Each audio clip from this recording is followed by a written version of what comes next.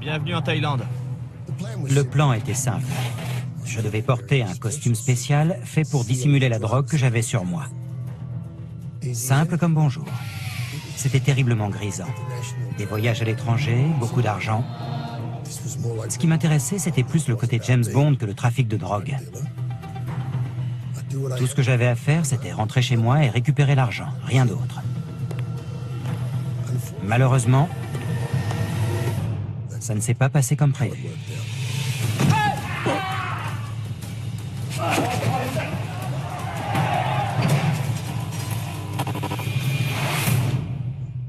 Je pensais que j'étais fini.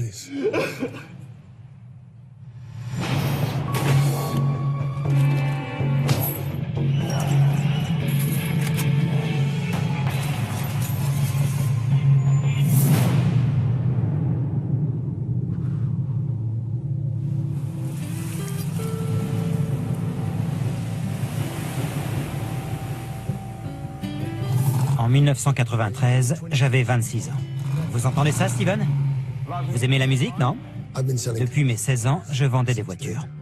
C'est du vrai cuir. Bien mieux que votre canapé. Dans mon travail, j'étais un champion. Votre femme est au courant pour cette voiture? Non. Et votre maîtresse? Non. Quand vous concluez une vente, vous êtes déchaîné. Imaginez-vous installé au volant. J'adorais ça. J'adorais, vraiment. Je gagnais bien ma vie. Ça aurait dû me suffire à être heureux. J'avais rencontré une très jolie fille. Elle s'appelait Linda. Et elle était éblouissante. On sortait ensemble depuis 3 mois. Je lui avais demandé de m'épouser. J'avais envie d'un nouveau départ et elle voulait ouvrir un café. Tu sais ce café dont tu rêves? On peut le faire? Je t'aime tellement. J'avais toujours été impatient, toujours à vouloir avancer. Et je ne pouvais pas me contenter de ce que j'avais déjà. J'avais besoin de ce mariage, d'ouvrir ce café avec Linda et d'avoir assez d'argent pour pouvoir investir dans mes propres projets. En fait, à ce moment-là, j'avais besoin d'un apport d'argent très important. Par chance, je connaissais quelqu'un qui travaillait dans une industrie qui pouvait rapporter gros.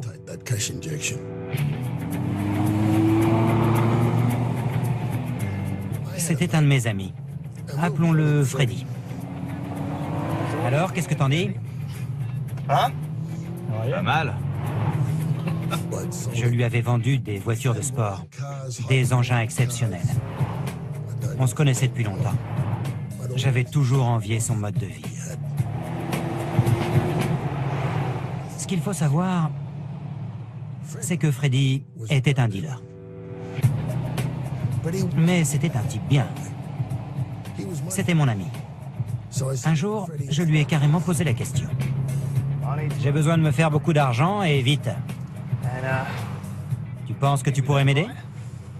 Écoute, tout va bien dans ta vie et dans ton travail. T'as pas besoin de ça. Si j'avais suivi le conseil de Freddy, ma vie aurait été bien différente. Mais je ne pouvais pas attendre. Je ne voulais pas faire les choses dans l'ordre. Je ne voulais pas jouer selon les règles du jeu. Je voulais désobéir. Je voulais faire un pied de nez à la société et prendre tout ce que je voulais. Je vais le faire, avec ou sans toi. Alors il m'a répondu, d'accord, si tu veux vraiment essayer, tu peux tenter ta chance. Si je te dis d'aller en Thaïlande, de récupérer de l'héroïne là-bas et de la rapporter ici, tu le ferais? Étonnamment, ces mots ne voulaient rien dire pour moi. Dans mon entourage, personne ne prenait d'héroïne. Je ne me rendais pas compte. Qu'est-ce que j'y gagnerais? 200 000 $. Pas besoin d'y réfléchir à 2 fois. Je n'ai pas pensé à ma famille, ni même à ma fiancée. Ça marche. Les conséquences? Quelles conséquences?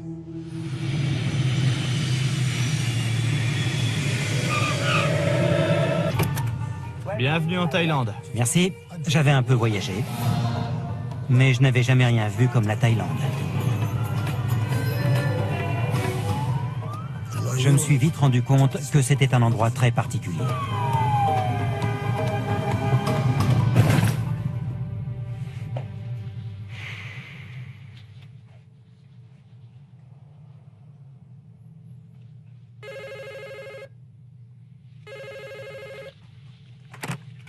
Allô? Comment ça va? Freddy ne voulait pas que je joue au touriste. Mes instructions, regarder la télévision pendant 3 jours. La chambre était bien, mais c'était ennuyeux. Voilà où j'ai passé mon temps. Le plan était simple. Freddy allait venir placer la drogue sur moi. Il avait fait faire un costume spécial, trop large pour moi, qui servirait à cacher le fait que je transportais de la drogue. À mon retour, je devais déposer la drogue dans le coffre d'une voiture garée sur un parking. Rien de bien compliqué. C'était pas sorcier. Mais ça ne s'est pas passé comme prévu.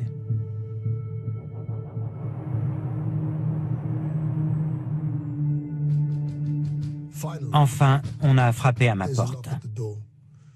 C'était Freddy. Salut. Salut. En Thaïlande, Freddy était très professionnel. Il a vidé le contenu du sac sur le lit. Il y avait plein d'affaires de bricolage.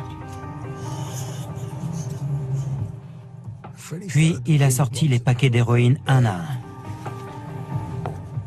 Je me disais, ça va là, on en a assez, c'est bon. Mais il en a sorti encore 3. Et puis encore un. 13 paquets de drogue. Ça me semblait énorme. Freddy, c'est pas possible. Je peux pas prendre tout ça. Sa réponse, je ne l'oublierai jamais. Il m'a dit... Écoute mon vieux, ce qui rentre pas dans ta veste, ça va dans tes fesses. Donc t'as intérêt à ce que ça rentre. C'est extrêmement décevant de regarder dans les yeux un homme que vous considériez comme un vrai ami et de vous rendre compte qu'il vous voit comme une proie. Vraiment, vraiment glaçant. Il a commencé le travail. Il a installé les blocs autour de mon buste. Et encore, et encore, et encore. Il tirait tellement fort sur le bandage. C'était vraiment très désagréable. On a réussi à installer 12 blocs. Il a coupé le dernier en 2 et il a placé les morceaux au niveau de mon entrejambe, de chaque côté de mes parties génitales. J'étais en sous-vêtements, debout, bardé d'héroïne, et je ne pouvais plus respirer. Je ne pouvais même pas mettre mon pantalon tout seul. Je lui ai demandé si je pourrais aller aux toilettes. Il m'a répondu non. Pour la première fois, j'ai commencé à douter.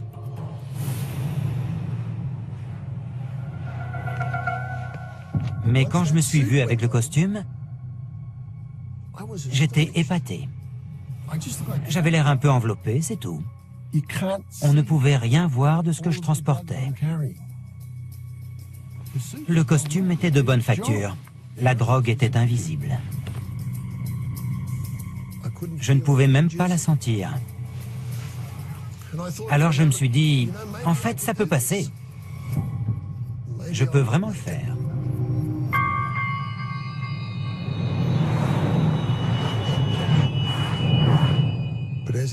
Mais une fois assis dans le taxi, je me suis rendu compte que les morceaux du bloc coupés en 2 étaient tellement serrés qu'ils coupaient ma circulation sanguine. Le vol Bangkok-Sydney allait durer 7h30. Et au bout de 10 minutes de taxi, je ne pouvais plus sentir mes jambes. Ça allait poser problème. Quand je suis arrivé à l'aéroport, impossible de me lever. J'avais trop mal aux jambes. J'avais du mal à respirer. Il faisait très chaud. Les arêtes des blocs commençaient à me rentrer dans la peau. Je ne me sentais pas du tout en confiance. En soulevant ma valise pour la poser sur le tapis, j'ai senti une déchirure. Pas dans l'emballage de la drogue, mais dans mon corps. Un peu comme si je m'étais déchiré un muscle. J'ai cru que j'allais m'évanouir. Mais je ne devais rien en montrer. Pas maintenant, pas ici. J'étais dans un sale état.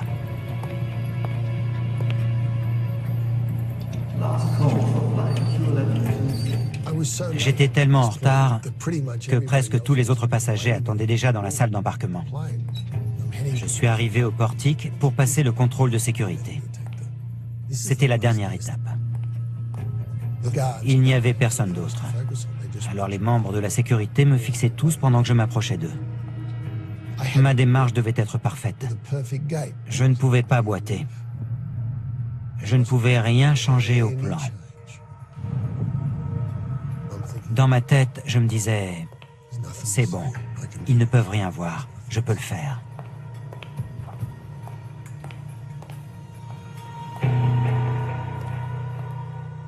Au portique, j'ai enlevé ma montre, j'ai sorti mes clés de ma poche et je les ai déposées dans leur panier.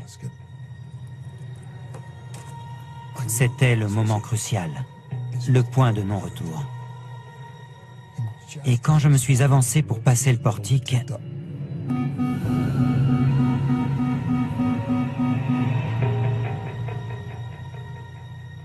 le garde a pris son détecteur de métal et l'a passé devant moi.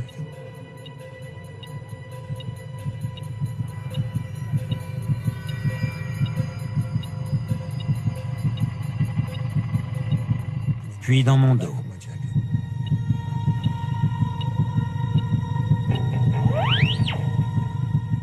Là, j'ai compris que c'était à cause de mes lunettes. J'ai gardé mes lunettes. J'avais 26 ans à cette époque, et je n'avais même pas besoin de lunettes. Je les portais comme accessoire. Elles me donnaient l'air plus sérieux. Problème résolu. Plus de bip, plus d'alarme. J'avais passé le portique. J'avais réussi.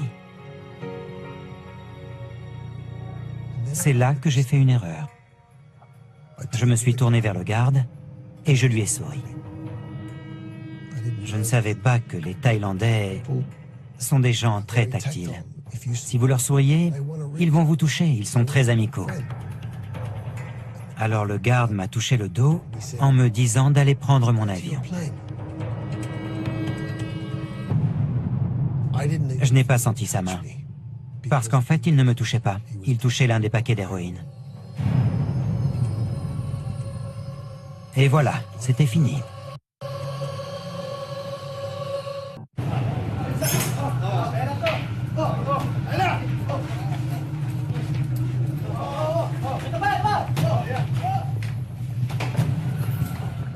Ils ont déboutonné ma chemise.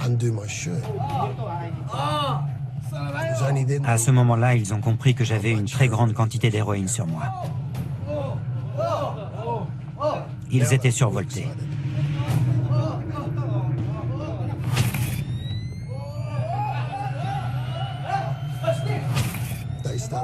Ils arrachaient les blocs de drogue aussi vite que possible pour peser leur butin. Au final, il y en avait pour 4,7 kg. Je savais qu'il n'y avait pas d'échappatoire. Ensuite, ils sont tous sortis de la salle. Je me suis retrouvé complètement seul avec toute cette héroïne posée devant moi.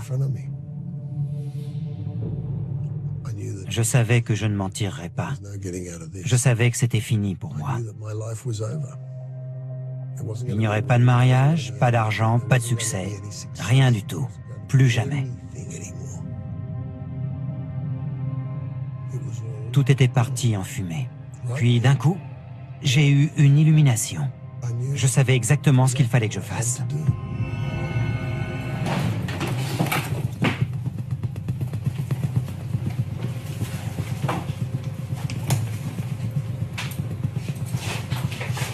J'ai avalé l'héroïne. Je n'avais même pas d'eau. Rapidement, j'ai senti que je commençais à m'endormir. Et je savais que je n'allais pas me réveiller. Mais c'était très bien comme ça. J'avais décidé de mourir.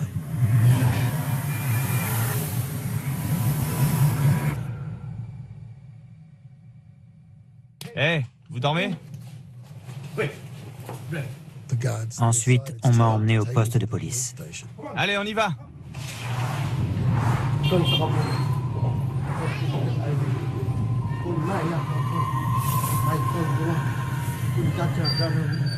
La camionnette s'est arrêtée.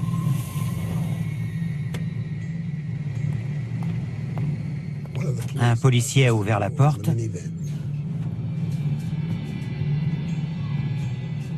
et à ce moment précis, j'ai commencé à lui vomir dessus.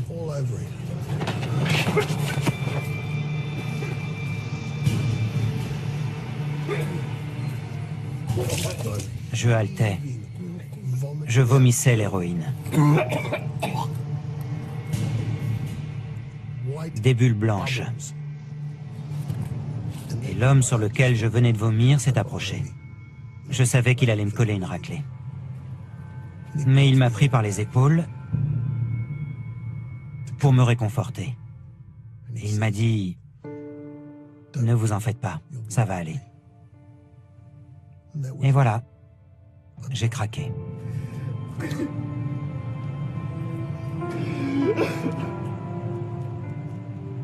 J'ai craqué comme un gamin. Cette gentillesse, je ne pouvais pas la supporter.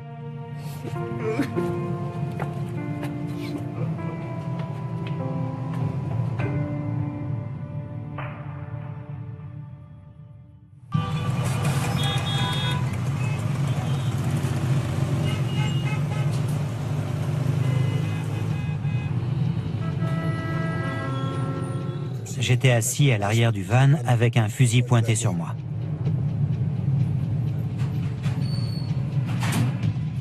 Après une demi-heure de route, le chauffeur s'est arrêté devant une grande porte métallique. J'ignorais où nous étions.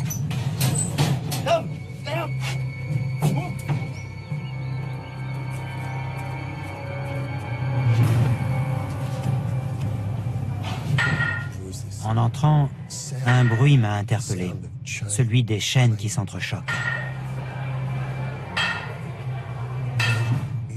Ici, certains prisonniers étaient enchaînés. Je me suis demandé quel type de crime il fallait avoir commis pour être enchaîné comme ça. J'ai vite trouvé la réponse.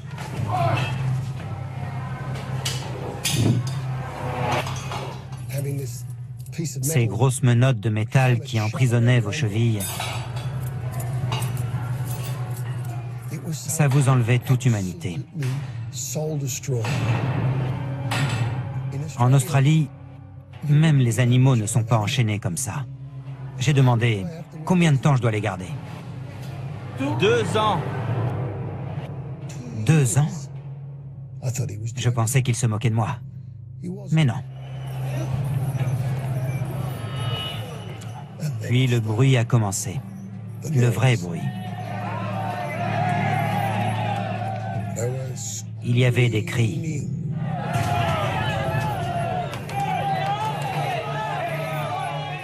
Des cris, des plaintes, des hurlements.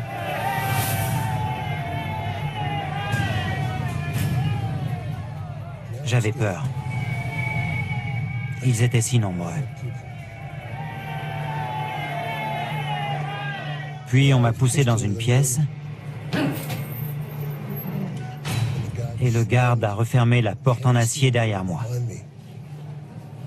Je me suis mis à frissonner. Cette fois, j'étais bel et bien enfermé. J'avais l'impression d'étouffer.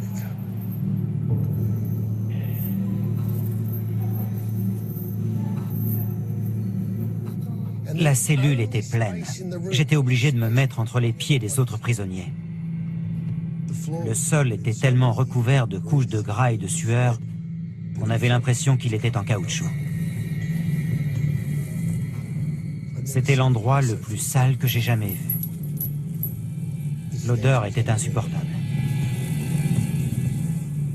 Au milieu de tous ces gens, tous ces étrangers, comment est-ce que je pourrais vivre?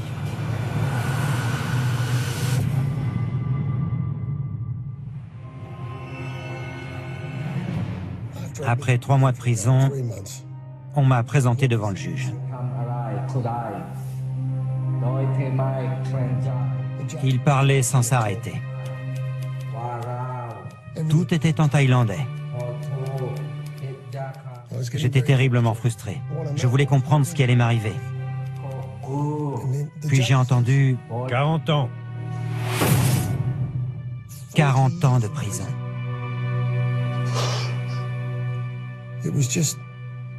Une éternité. C'était inconcevable pour moi. Si je passais 40 ans en prison, j'en sortais à 66 ans. C'était impossible, complètement impossible.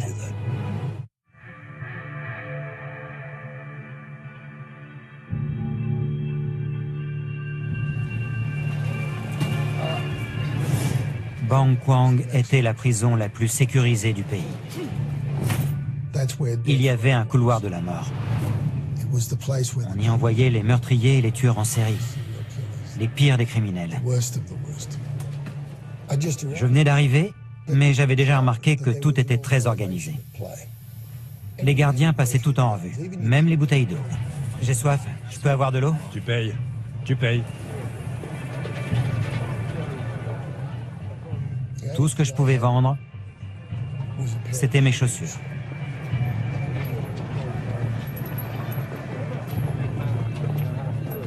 Ça m'a permis d'avoir assez d'argent pour un petit moment. Chaque gardien faisait ses propres affaires. Il fallait accepter leurs règles du jeu et obéir au doigt et à l'œil.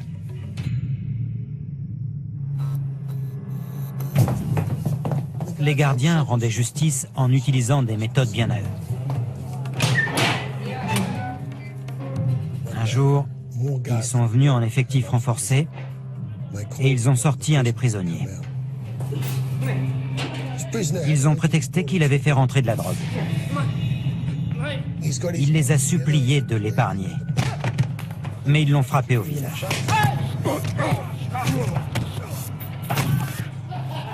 C'était leur moyen d'envoyer un message.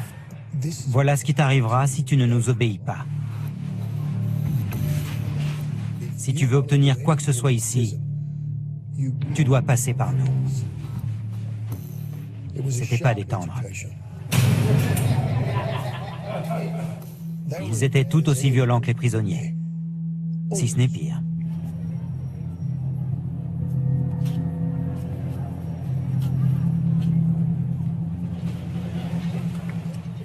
Mon but était de réussir à m'intégrer. À l'époque, je ne parlais pas un traître mot de thaïlandais. Mais je jouais un peu de guitare.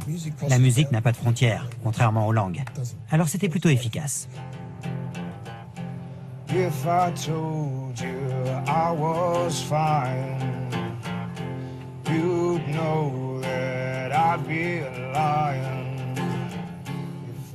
Ce qui me manquait le plus, c'était la voix de ma fiancée, Linda. Du coup, j'ai réussi à acheter un magnétophone. Mais comment dire à la personne qu'on aime, tu sais, cette vie dont tu rêvais, je n'en ferai pas partie. Je me suis mis à composer.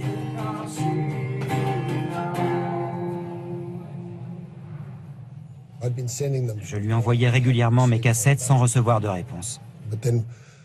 Jusqu'au jour où un gardien est entré dans la cellule. Et toi, viens. Normalement interdit. Une fois seulement. Merci. J'ai mis la cassette.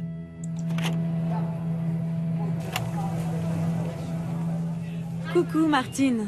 J'espère que tu auras ma cassette. Merci pour les tiennes. J'aime tes chansons. J'espère que tu prends soin de toi, que tu gardes le moral. Je n'arrive même pas à imaginer ce que tu dois vivre là-bas. Je me suis effondré en larmes dès que j'ai entendu la voix de ma fiancée. J'ai parlé à ta mère. Elle t'aime très fort. Je savais qu'elle ne m'attendrait pas. Elle était trop belle et trop jeune. C'était inévitable. Ici, rien n'a vraiment changé. C'est toujours la même routine. Aller au travail. Elle avait rencontré quelqu'un et voulait commencer une nouvelle vie. Je sais que tu vas t'en sortir. À bientôt.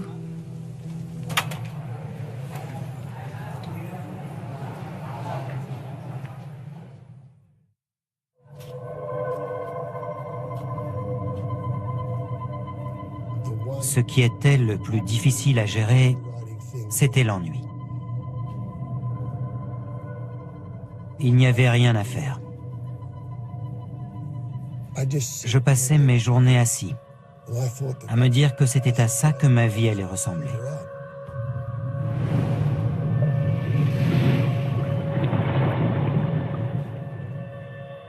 Un jour, alors que j'étais dans la cour, un gardien est venu vers moi. Toi, lève-toi. Allez, Vous m'emmenez où? pas de question. Je n'étais absolument pas préparé à ce qui m'attendait.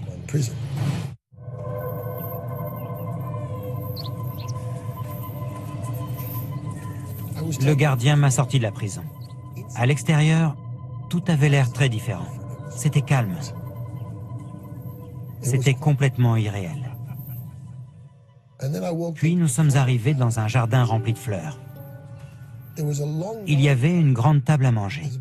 Il y avait d'autres prisonniers de nationalités diverses. Tout le monde était bien habillé, avec des montres, des objets de valeur. Et ils mangeaient de la viande et des frites. Et ils avaient même un serveur. C'était surréaliste. Asseyez-vous.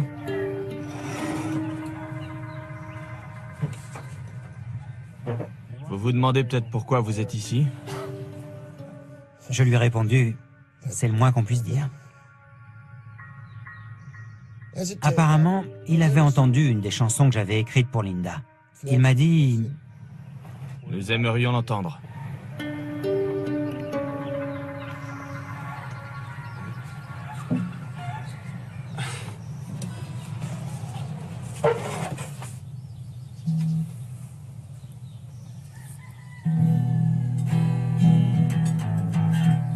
If I told you I was fine, you'd know that I'd be lying.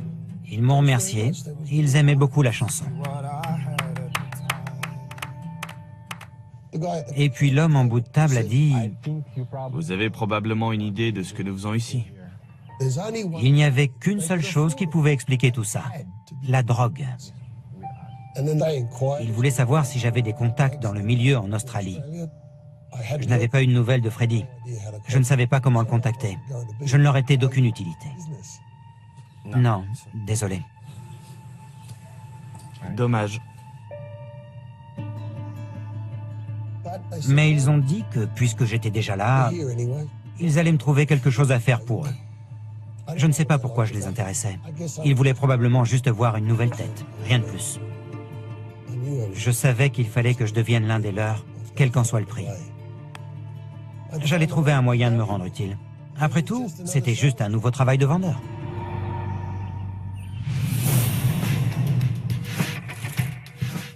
Ces gens vendaient de la drogue aux autres prisonniers étrangers de Bang Kwang. Les gardiens leur laissaient carte blanche parce qu'ils payaient très bien. Rapidement, je me suis retrouvé dans une cellule avec une télévision, une douche et seulement 5 autres personnes. C'était le luxe ultime. Mes nouveaux codétenus vendaient de l'héroïne? Oui, c'est vrai. Est-ce que ça me dérangeait? Absolument pas. Personne ici n'était un enfant de cœur. On ne prenait pas vraiment de risques, parce que les gardiens étaient dans le coup. J'ai fonctionné comme ça pendant des années.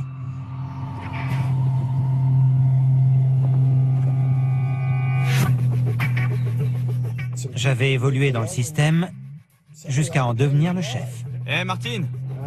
Les affaires étaient florissantes et mon travail, c'était de gérer tout ça.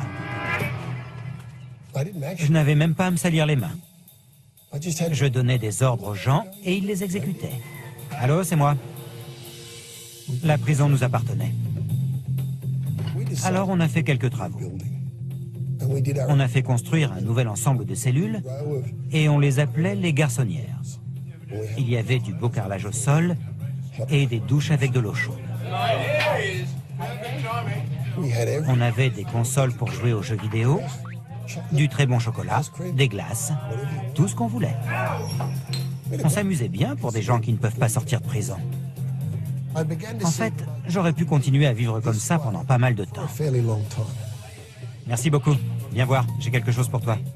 J'entretenais mes relations avec les gardiens. Je sais que tu travailles dur et je voudrais vraiment te remercier. Alors c'est pour toi. Mais le problème, c'est qu'on ne pouvait pas surveiller chaque gardien en permanence.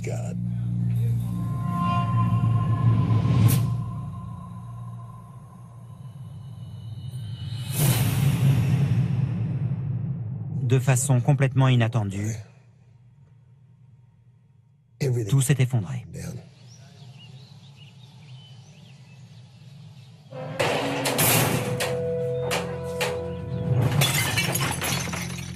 Je n'ai pas eu le temps de comprendre ce qui se passait.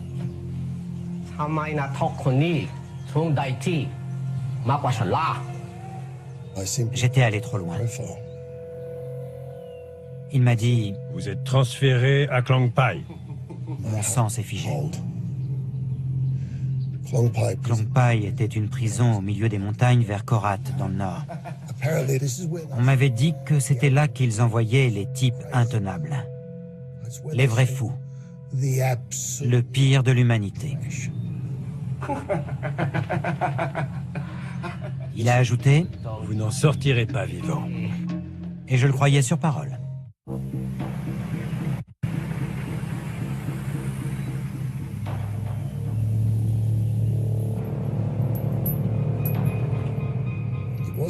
Le plus dur, ce n'était pas qu'on m'ait retiré mes chaînes, mais que tout ce que j'avais gagné me soit retiré.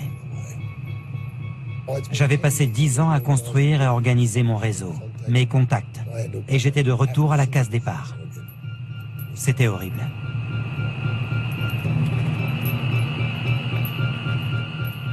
Là-haut, dans les montagnes, je m'attendais au pire. Quand je suis arrivé, les gardiens se sont mis à ricaner. Ils avaient hâte de voir ce qui allait me tomber dessus.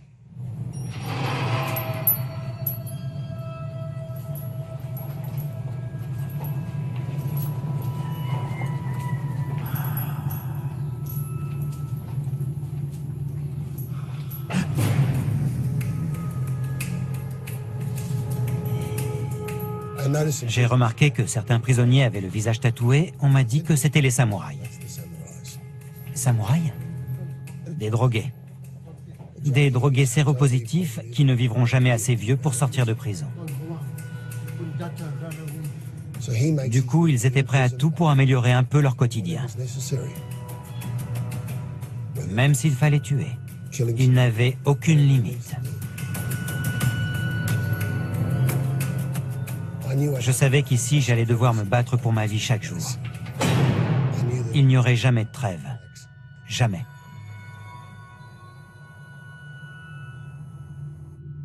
C'est venu vite. J'étais aux toilettes. Il n'y avait pas de porte, ce qui est gênant au début, mais on s'habitue. Et tout à coup, juste à côté de moi,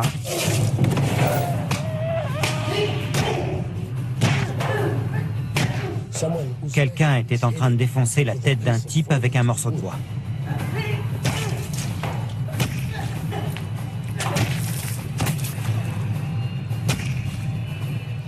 Ça a duré une éternité.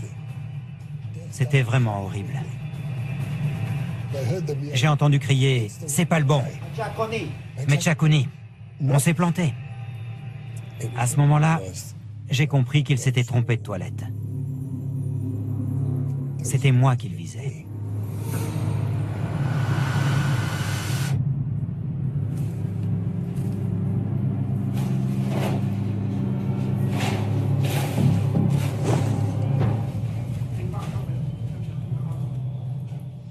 l'avais échappé belle. J'étais encore enchaîné. Je ne pouvais rien faire dans cette prison. Il pouvait m'avoir tous les jours.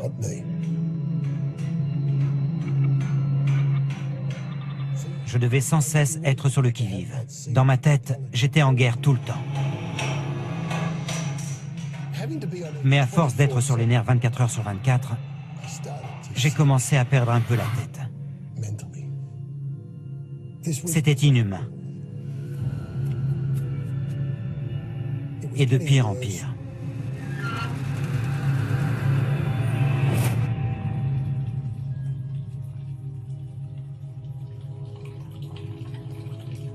Je ne pouvais pas m'en sortir. Petit à petit, j'ai sombré dans la folie.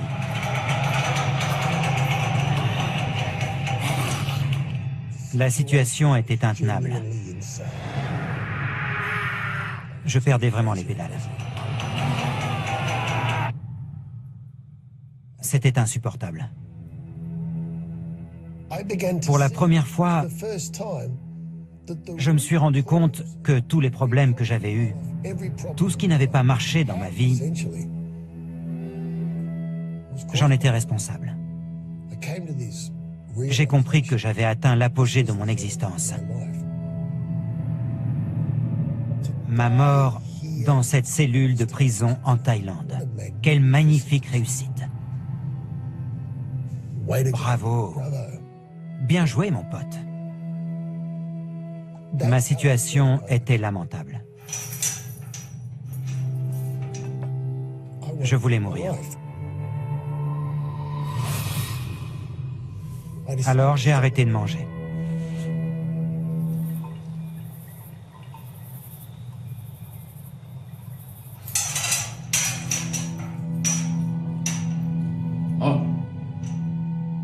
Au début, les gardiens ne m'ont pas pris au sérieux. Mais j'étais très sérieux. J'avais pris ma décision et je voulais aller jusqu'au bout. Après une semaine, je n'avais même plus faim.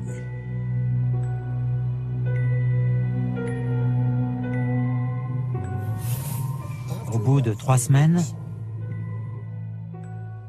je perdais 1 kilo par jour. J'avais perdu toutes mes forces. Ils m'ont dit que j'étais en train de mourir. Mais ça, je le savais.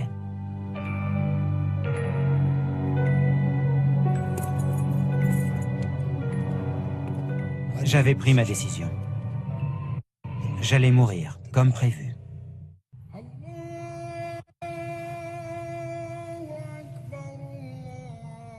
Tous les jours, les prisonniers musulmans priaient devant ma cellule. J'entendais leur appel à la prière. C'était un chant magnifique. Un chant calme, tranquille, qui m'apaisait toujours. Je savais que je pourrais aller jusqu'au bout.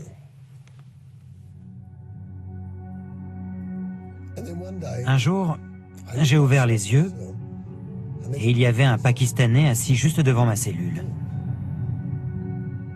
J'ai dit bonjour. Comment tu t'appelles? Il m'a dit Habib.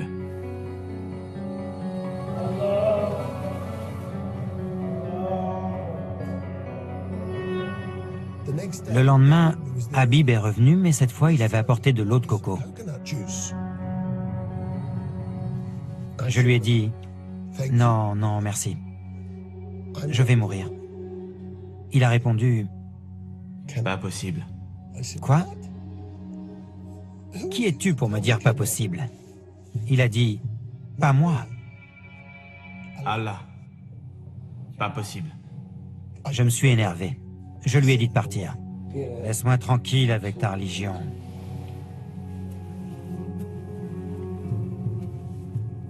Le lendemain, il était de retour. Il avait apporté le Coran et il m'a lu un passage qui disait « Ne te tue point, tu n'en as pas le droit. » Habib me parlait de plus en plus. Et au bout d'un moment, j'ai commencé à l'écouter. Il venait me voir tout le temps, tous les jours. Il me répétait toujours « Vous avez pas le droit, vous avez pas le droit, vous avez pas le droit de faire ça. » Le matin de mon 31e jour sans manger, je me suis réveillé et je ne pouvais plus voir. J'avais perdu la vue. Je savais que mes yeux étaient ouverts, mais je ne voyais rien. C'était mon dernier jour à vivre. J'avais peur, j'avais vraiment peur. J'avais encore le choix. Je pouvais décider de mourir ou de vivre. Et pendant que je réfléchissais, j'entendais la voix de Habib. « Vous n'avez pas le droit de faire ça. » Et il avait raison. Je me suis dit que si je devais vivre, je devais complètement changer ma façon de vivre.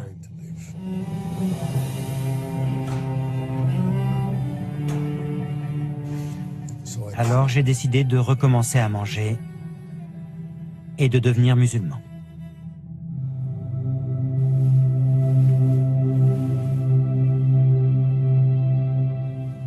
Cinq fois par jour, je devais m'arrêter pour faire mes ablutions, me nettoyer, m'habiller et prier dans une langue étrangère, en arabe. Pour la première fois de ma vie, j'avais atteint une sorte de stabilité. Ces habitudes ont tout changé. Tout à coup, j'ai commencé à me dire que les murs de cette prison n'étaient pas là pour m'empêcher de sortir, mais plutôt pour empêcher le monde d'entrer, pour m'aider à réfléchir. C'était l'occasion de penser à des choses qui ne m'avaient jamais intéressé avant.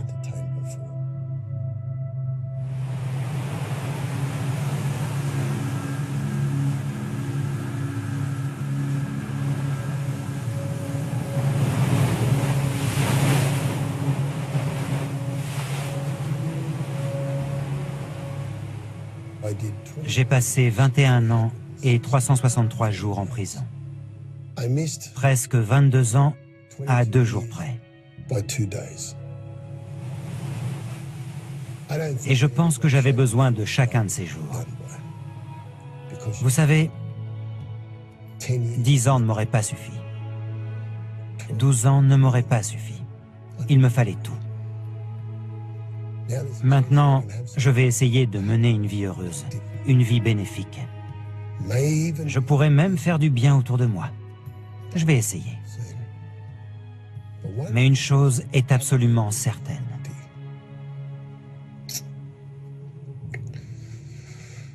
Je ne serai plus jamais un criminel.